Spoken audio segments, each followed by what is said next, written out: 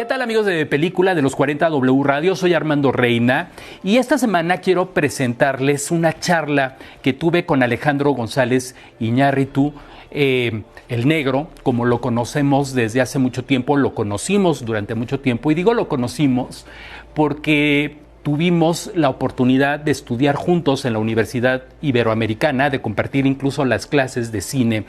Y de esas clases que teníamos, de esas discusiones, la verdad, de todos nuestros compañeros, que no sabes hasta dónde va a llegar cada quien o hasta qué alto va a volar cada quien, la verdad es que me da mucho orgullo sentarme en esta ocasión con Alejandro y ver cómo ha crecido, cuál ha sido su trayectoria y lo importante que ha sido como contador de historias.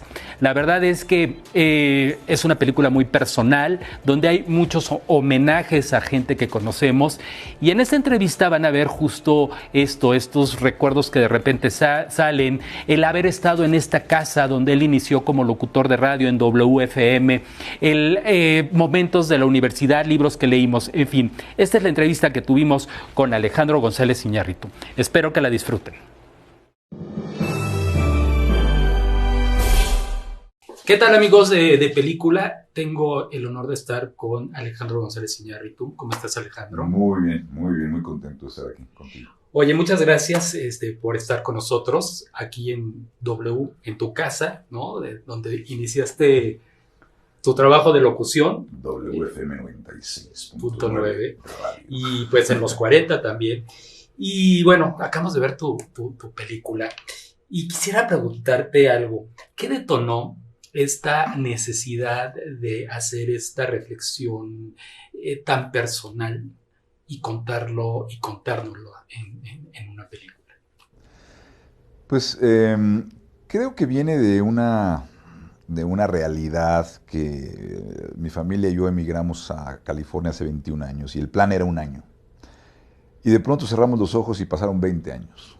Y de pronto esta ausencia del país del que uno nace, del que uno proviene, esta situación donde los afectos quedan a tanta distancia, las pérdidas que esto trae, también los beneficios y los privilegios.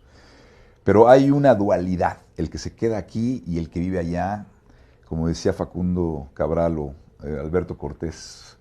No soy de aquí, ni soy de allá. Esa sensación de no ser de ningún lado y de que aunque quieras regresar a casa o a tu país, ya no hay vuelta atrás. Comparto esto con millones y millones de mexicanos que viven en Estados Unidos o migrantes en el mundo. Y esta sensación de dislocación, de identidad, los últimos años se me ha plantado como una obligación, por lo menos para mí, de una forma vital, de hacer esta introspección y poner las cosas un poquito, darles un poco de sentido, algo sin sentido, y poder hacer esta capturación o esta, ¿cómo te puedo decir?, exploración, aventura intentando capturar o recuperar memorias personales y memorias colectivas del país, que son las que aún poseo, y entonces, no sé, fue una necesidad, como una catarsis, te podría decir. No, las películas te escogen. Yo nunca estoy buscando el tema o estoy viendo cuál es mi siguiente película. Yo pauso mucho entre una película y otra y es en ese tiempo que aparece algo. Y la película te escoge. Y en este caso, este tema me escogió a mí. Ok. Probablemente mucha gente, y esto es una pregunta que a lo mejor como espectador se van a hacer, ¿qué tan... Muchos dirán es algo biográfico, qué tanto de verdad se cuenta, y a veces es difícil que un artista se abra, ¿no?, a contar estas verdades, o que se abra y se mire a un espejo. ¿Qué tanto de verdad hay en esta historia que tú cuentas y qué tan biográfica es? Yo creo que es una película profundamente personal. Sí es una película que terminó. Esta introspección terminó como una íntima autoficción. No es autobiográfica porque ese personaje no soy yo, ni tampoco hay certidumbre ni verdades en la película que no pretendo, porque por eso le puse el título de falsa crónica de unas cuantas verdades. Es un juego es un espejo, es un sueño en un sueño, pero que como ficción te exige honestidad. Y a pesar de que ese alter ego, interpretado magistralmente por Daniel Jiménez Cacho, no soy yo, sí conozco muy bien este personaje, sí sé lo que ha pasado. Sí sentí también esa obligación he platicado, he abordado, he explorado en cine ya 3 veces en Babel, en Beautiful y en mi instalación de carne y arena virtual de los inmigrantes. He hablado de la inmigración en 3 ocasiones. Esta vez lo quise hacer desde mi punto y desde mi perspectiva personal, desde mi experiencia, con esa honestidad que eso requiere, que no es fácil, como dices tú.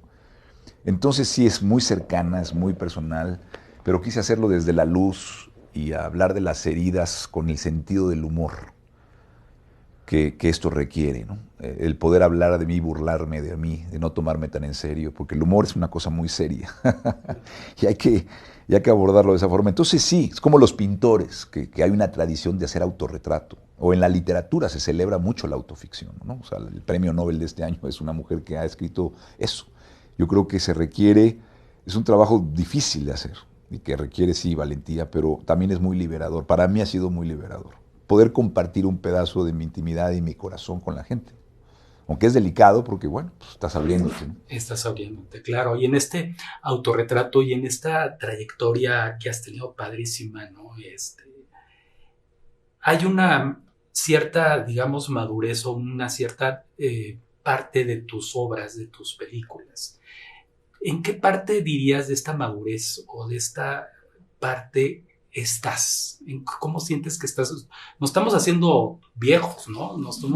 Siento que hay una parte en esta película que hay una preocupación en eso, ¿no? Que en enfrentarte pues a la madurez, ¿no?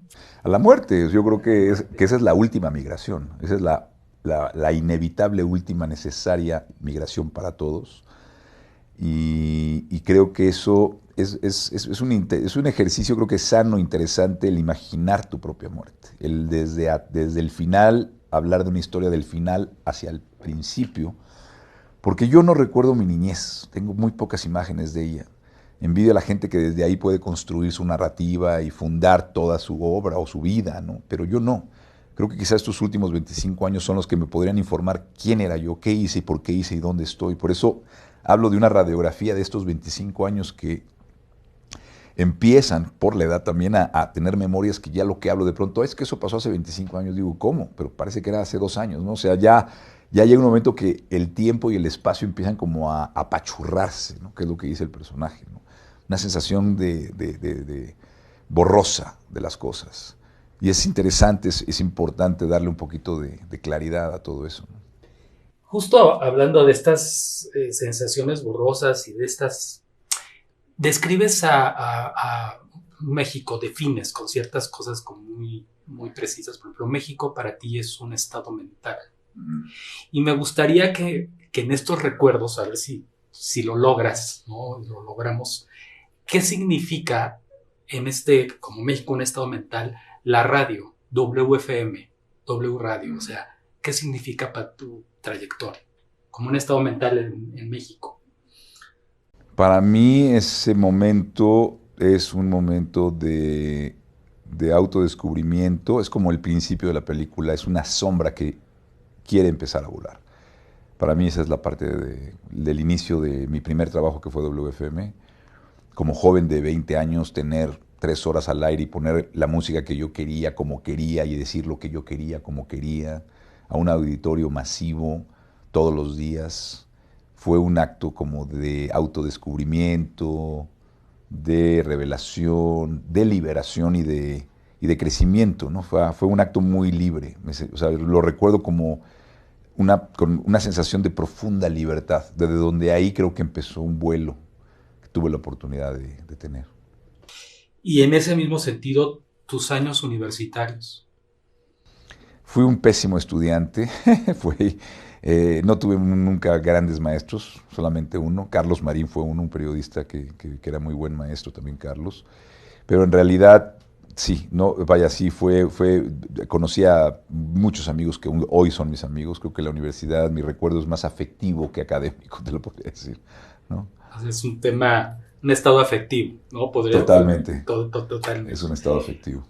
No sé si cuando estudiábamos había por ahí de los 80s, 84, 85, una novela que nos dejaban leer mucho, que estaba muy de moda con muchos maestros que te decían, tienes que leer La insoportable levedad del ser de Milán Kundera. Yo cuando vi la película, te juro que dije, esto es como la insoportable levedad, o sea, en otro contexto, en otro tiempo, del ser, de esa reflexión. ¿Te recuerdas de eso? ¿Te influyó esta novela o no tiene nada que ver?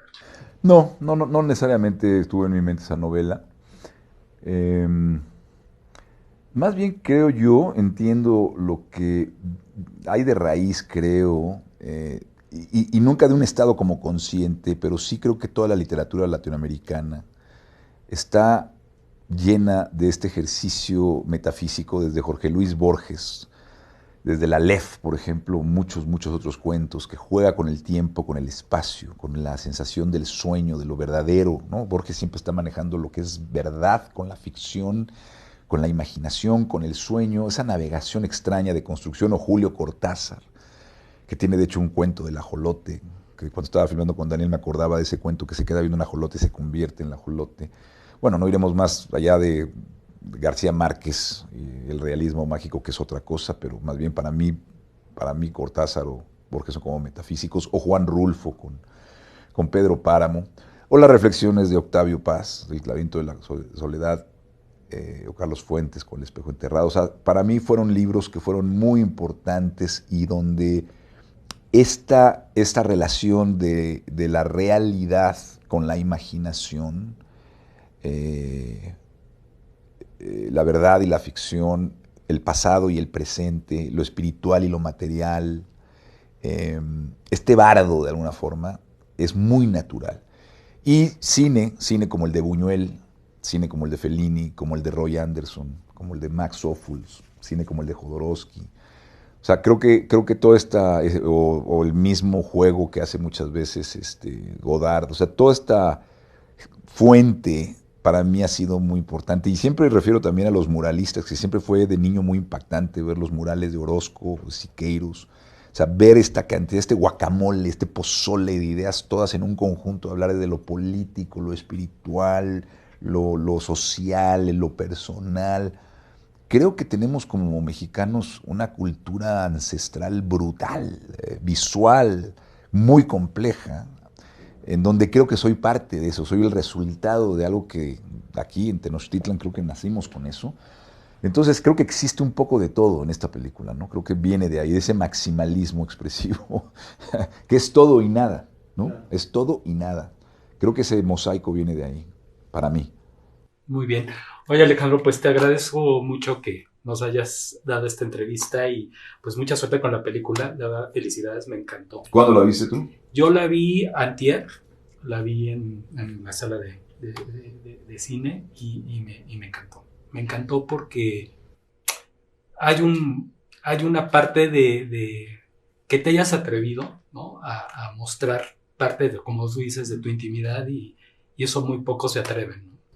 Sí, sí, la verdad fue una oportunidad muy liberadora para mí y ojalá que Es una película que su estructura no es convencional. Yo invito a la gente a no demandarle lógica. O sea, creo que es una película que se vive más como un sueño, Sí, ¿no? claro.